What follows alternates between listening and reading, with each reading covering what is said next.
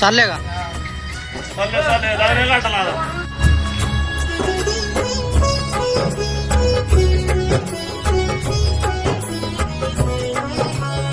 ना खंडोबाच्या नावानं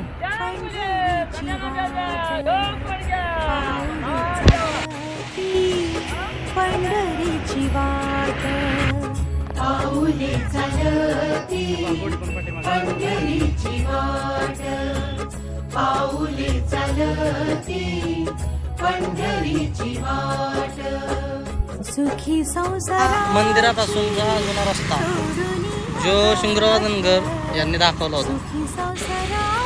त्यांची मूर्ती जी आहे पूर्ण दगडामध्ये बनवलेली आहे.